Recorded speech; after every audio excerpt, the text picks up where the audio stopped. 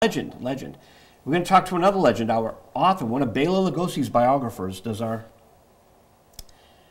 Vampire Over London, the Bela Lugosi in Britain. Great book. This guy's wonderful. He is our dear friend and movie author. You're going to like Frank. Beautiful. And you can chime in if you have anything to say Sure. about The Wizard of Oz. Terrific. Dello Stritto, talking about movies. I'm sorry I kept you hanging on His Majesty The Scarecrow of Oz. Okay, well, it was worth the hang. How much time do we have? We have 5 minutes. Okay. All right, so we'll jump right into the movie then. His Majesty The Scarecrow of Oz, made in 1914. It's a 99-year-old movie, Joe. I think this might be the oldest movie you've shown. 1914. Yes, and I think it's the first movie of the Oz Film Company. Frank Baum, was a man that had, L. Frank Baum. The L stood for Lyman, but until he wrote Wizard of Oz, it could have stood for loser, because everything he tried his hand at didn't seem to work out right until he struck gold with the Oz books, and he'd write 14 of them eventually, and of course he created a whole mythology in doing that. And he moved to Southern California hoping for a quiet place to write, and he bought a home in Hollywood. The next thing he knew, the film capital was all around him. And in 1914, he filmed the Oz Film Company, which only lasted a year or so, but it made a handful of Oz movies, and they're all in public domain now, so maybe you'll be showing more of them. We will.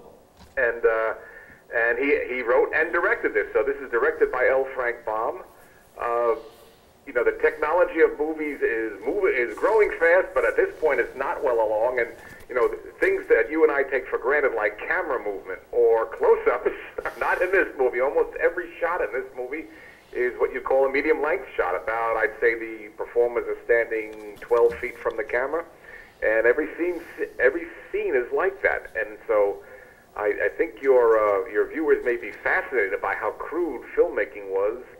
And a year later came Birth of a Nation, which exploded on the scene, and it's remembered now for its its kind of racist view of the Civil War. But what it did is it brought together all the film techniques that have been popping up here and there and delivered them fully blown to the public.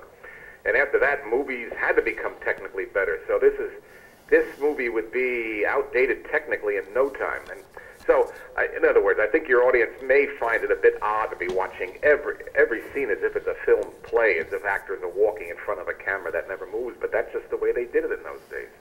I'm going to read the little synopsis. Our brave friends Dorothy the Scarecrow, the Tin Woodsman, and the Cowardly Lion set out to do battle with the evil King Cruel and the wicked witch Mombi.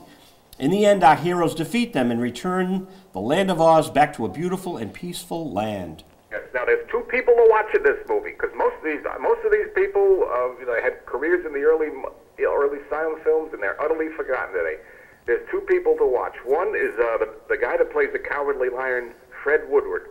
I looked up his movie credits. In almost every movie he ever appeared in, he's playing something that walks on all fours.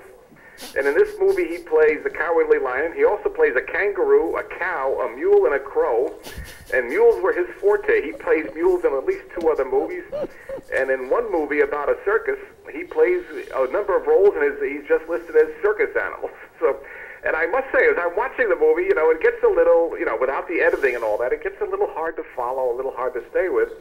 But this guy is excellent as a four-legged creature. And so I urge your audiences to look at that and watch for anything on 4 legs. That is Frank Woodward, and he's doing it as well as a two-legged humanoid can do.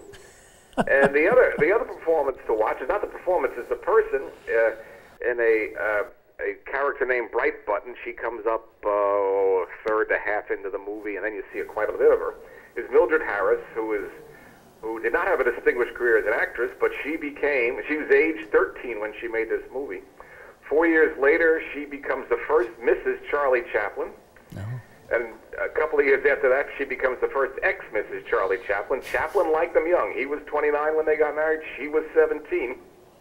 And she divorced him, took him to the cleaners, got $100,000 as a divorce settlement, which in 1920 was a mammoth sum. And she steps right into an affair with Prince Edward, Prince of Wales. And after that affair breaks up, she introduces Edward and Wallace Simpson together. Wow. And so here she is playing this angelic character in the Wizard of Oz movie, and soon she'll be making tabloid headlines. And next week we're going to talk a lot more about Oz. I have to cut you short tonight. Thanks so much, Frank. Talk to you soon. Bye-bye. Great guy. We're going to talk more Oz next week. Beautiful. Thanks for being on the show. My pleasure. Thank you for having me. Thank you, everyone, for watching. Thanks, WingCam.